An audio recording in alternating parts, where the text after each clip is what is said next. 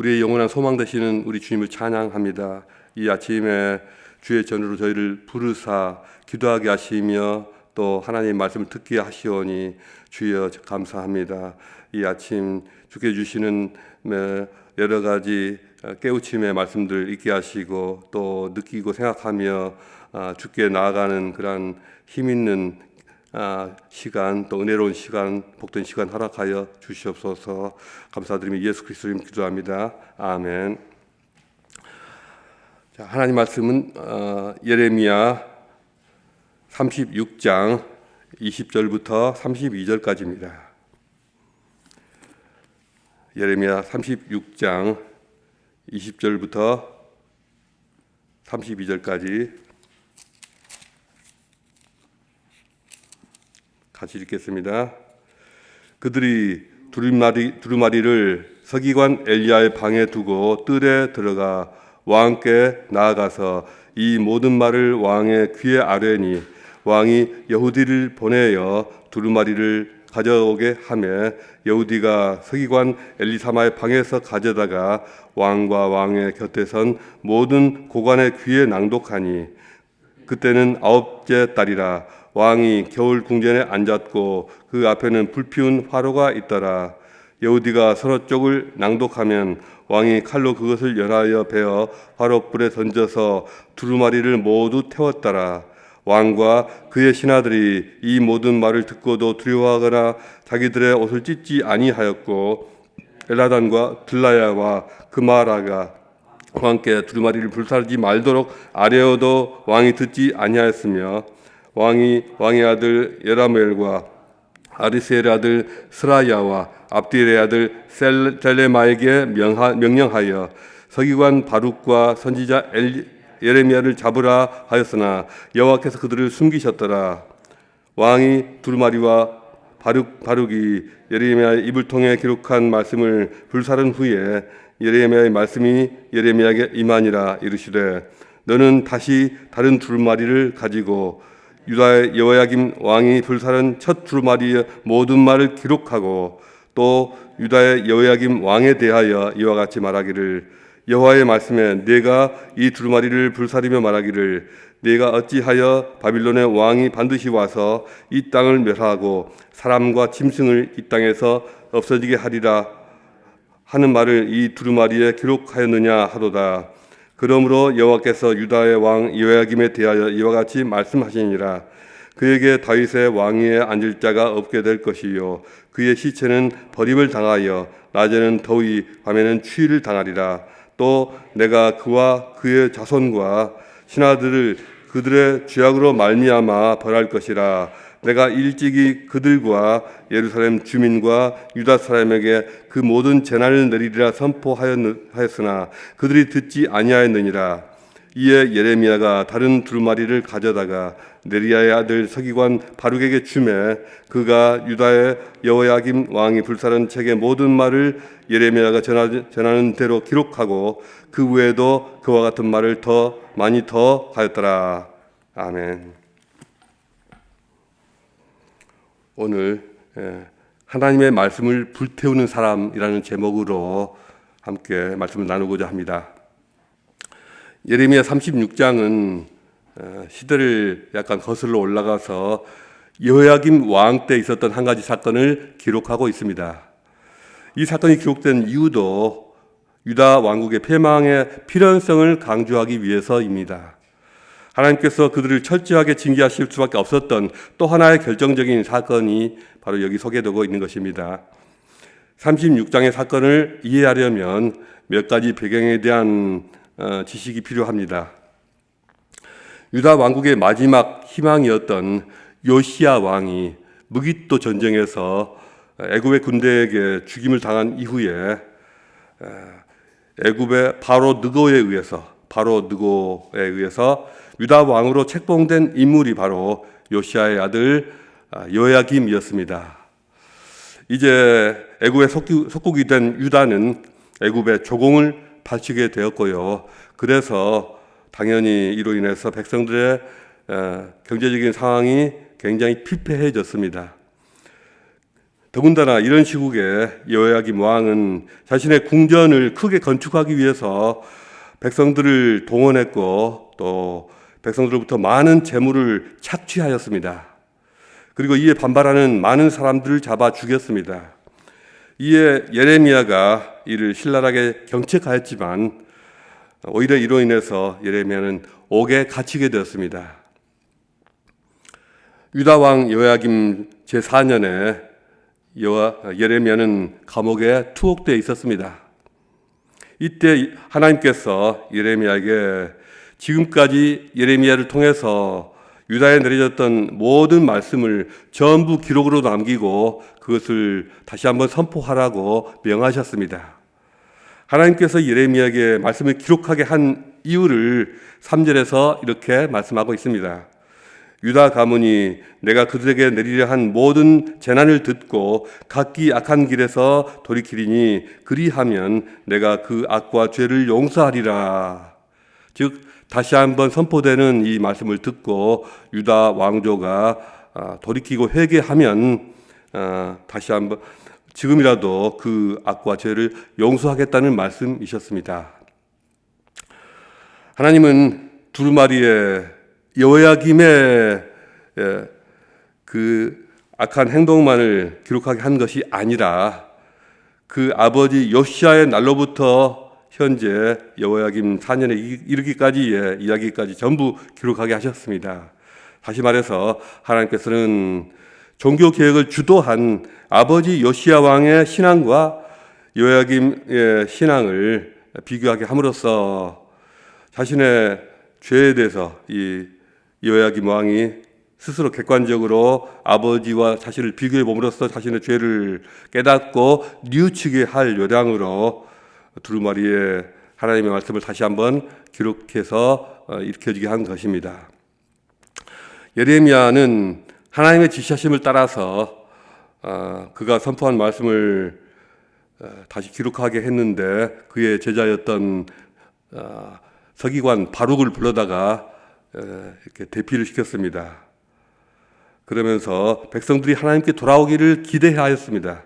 왜냐하면 하나님께서 선포하신 노여움과 진노가 컸기 때문입니다. 하나님의 하나님의 마음을 알기에 예레미야는 절박한 심정으로 백성들이 죄에서 돌이키기를 바랬습니다. 그러나 결과적으로 유다 백성 중에서 국가의 운명을 바꿀 만한 그러한 회개와 갱신운동은 일어나지 않았습니다. 그것은 여호야김 왕 때문이었습니다. 바룩은 예레미야의 지시대로 여호야김 5년에 9월 달에 금식일에 두루마리에 기록된 하나님의 말씀을 다시 한번 백성들 앞에서 낭독합니다. 그리고 고관들의 귀에도 낭독되었습니다. 하나님의 말씀을 들은 고관들의 반응은 놀라움이었습니다. 그들은 과거에 예레미야의 말씀을 듣지 못했던가 봅니다. 고관들은 자신들이 직접 들은 말씀을 여호야김 왕에게 반드시 보고해야 한다는 일종의 의무감을 느꼈습니다. 그들은 서기관 바룩과 예레미야를 보호하기 위해서 숨도록 어딘가 숨어 있도록 조치를 했고요. 두루마리도 서기관 엘리사마의 방에 숨겨두고 왕에게 가서 자신들이 들었던 하나님의 말씀을 전했습니다.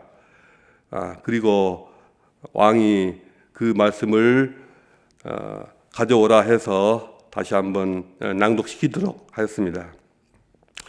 이제 이 나라는 망했구나, 다 끝났다 하는 그렇게 말할 수밖에 없는 그런 절망적인 상황 속에서도 하나님은 지금 그들이 나에게 돌이킬 기회라고 말씀하셨습니다.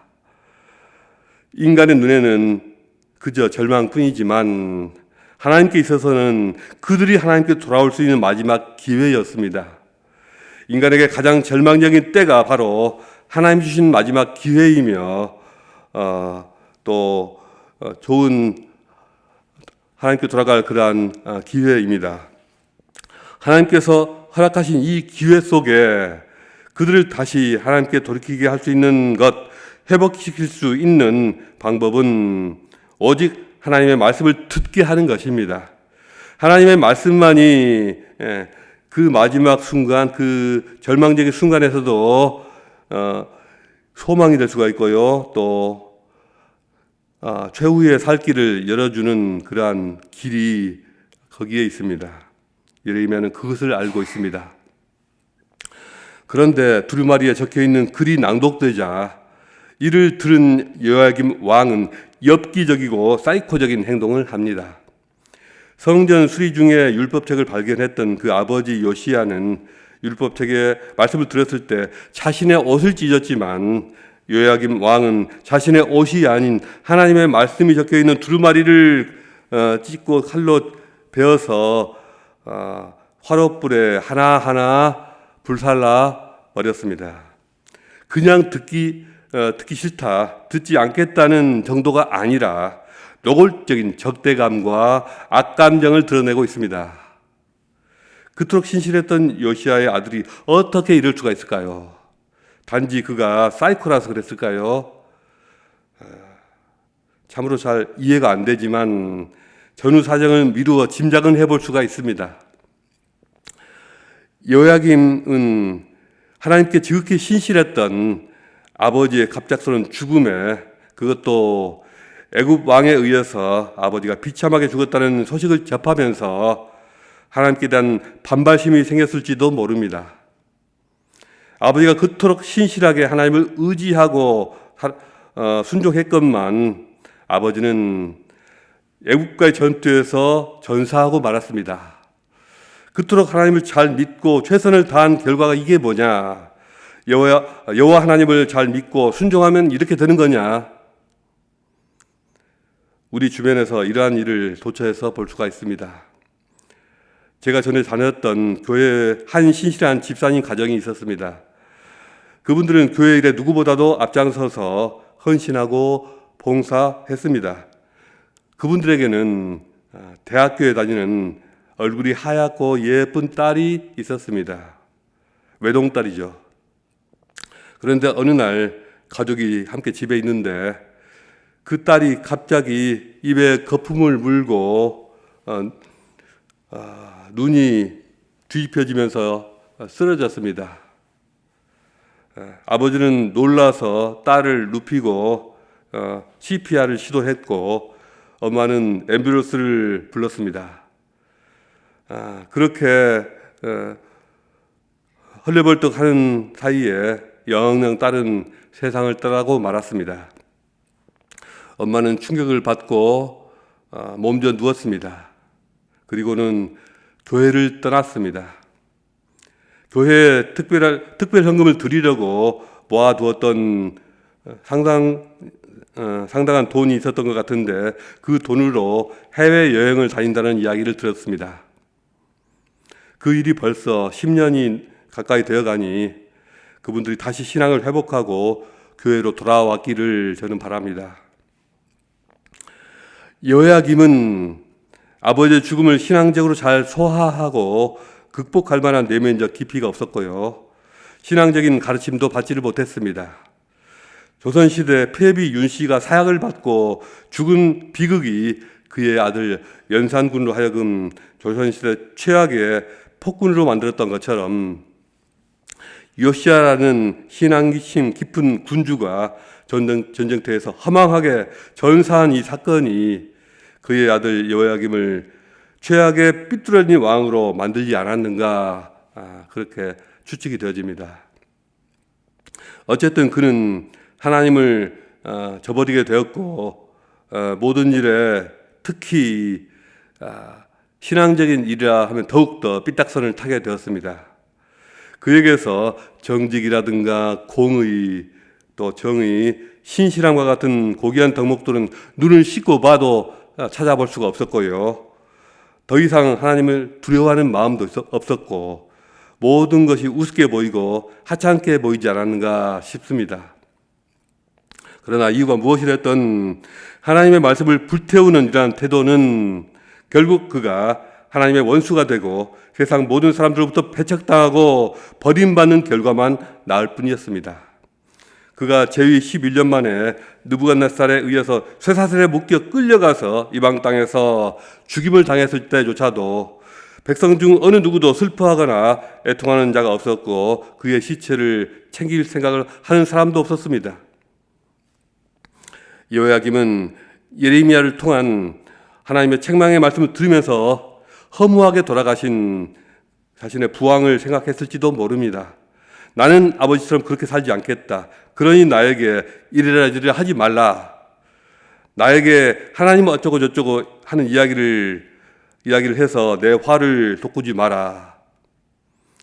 엘라단을 비롯한 소수의 신하들이 두루마리 책을 불사르지 말 것을 간청했지만 그는 듣지를 않았습니다. 급기야 여호야김 왕이 서기관 바룩과 선지자 예레미야를 체포하라고 명하였지만 하나님께서 이들을 숨기셨다고 26절이 증거합니다. 여호야김은 예레미야와 바룩을 없애기만 하면 모든 화근이 사라질 줄로 생각했습니다. 그러나 그 일의 근원은 여호와 하나님이셨음을 그는 여전히 깨닫지 못했습니다. 왕은 말씀 앞에 무릎을 꿇기보다는 말씀을 전하는 자들을 무릎 꿇리고 죽이려 하였습니다. 그러나 아무리 내가 거부하고 부정해도 진리 되신 하나님 말씀은 그 의도대로 그 하나님의 뜻대로 역사하실 것입니다. 왕이 두루마리를 태워버렸지만 거기 적힌 말씀은 하나도 변경되거나 또 상실되지 않고 처음부터 다시 기록되었습니다. 두루마리를 불태웠다고 하나님 말씀이 사라진 것은 아니었습니다. 오히려 이전보다 더 많은 말씀을 덧붙여서 확고한 하나님의 뜻을 전하게 되었습니다. 왕이 듣기를 거부했고 당대 사람들이 듣지 않았지만 그 말씀은 후대 모든 백성들이 읽게 되었고 후손들이 하나님께로 모두 돌아올 수 있는 바탕이 되었습니다. 오히려 언제까지나 안전할 줄 알았던 왕조는 금방 무너져 버렸고 말씀을 찍고 태웠던 왕의 시신은 들에 버려지게 되었습니다. 하나님을 경멸한 왕뿐만 아니라 그에게 동조한 신하들과 백성들도 재난을 피하지 못하게 되었습니다. 이것이 하나님의 말씀을 만홀히 여긴 자들의 운명이고 마지막 회개의 기회를 차버리는 자들의 말로입니다. 하나님의 말씀인 성경을 불태우는 일은 하나님을 대적하는 자들이 가장 많이 사용하는 방법입니다. 유럽에서 금속 활자가 보급되고 1500년도에 대대적으로 성경이 모국어로 여러 나라의 모국어로 번역되고 수십만 권이 인쇄되었을 때 그렇게 인쇄된 성경 중에 상당수가 로마 가톨릭에 의해서 압수되어 불태워졌습니다. 특히 영국에서만 15만 권의 영어 성경이 인쇄되었는데 그것이 틴들 성경입니다. 그 중에서 거의 대부분이 다 불에 태워져서 지금도 남아있는 것이 거의 없습니다. 20세기의 대부분의 공산권에서 성경의 반입이 금지되었고 압수된 성경은 모두 불태워졌습니다. 오늘날에도 북한과 중국과 이슬람권에서 성경이 압수되어 소각되는 일이 벌어지고 있습니다. 심지어 이스라엘에서도 수백 권의 신약 성경이 극단주의 유대교 청년들에 의해서 불에 태워진 적도 있습니다. 성경은 만들어질 때부터 사람들이 그것을 듣고 회개하든지 아니면 불에 태워지는 운명을 가지고 있었습니다. 역사상 헤아릴 수 없이 수많은 성경책이 불에 태워졌으나 하나님의 말씀은 오늘도 세계 곳곳에서 강력하게 역사하고 있습니다. 여러분과 제가 전하는 말씀이 누군가에게 거절당할 수도 있습니다. 그러나 하나님의 말씀만이 우리가 마지막까지 붙잡아야 할 구원의 구명줄입니다. 혹시 아마 여러분은 아닐 것입니다. 여러분이 아는 누군가의 성경이 방치되어 먼지를 뒤집어 쓰고 있지는 않습니까? 만약이라도 그렇다면 이것은 성경에 대한 예의가 아닙니다. 성경을 손에 잡고 읽든지 아니면 불에 태워버리십시오. 둘 중 하나를 하셔야 합니다. 이것이 성경에 합당한 대우입니다. 부디 세움교회 성도님들이 성경을 가장 많이 사랑하시고 그 하나님 말씀에 올바르게 반응하시고 성경의 가치를 최고로 끌어올려 주시는 여러분들 되시기를 주님의 이름으로 축복합니다.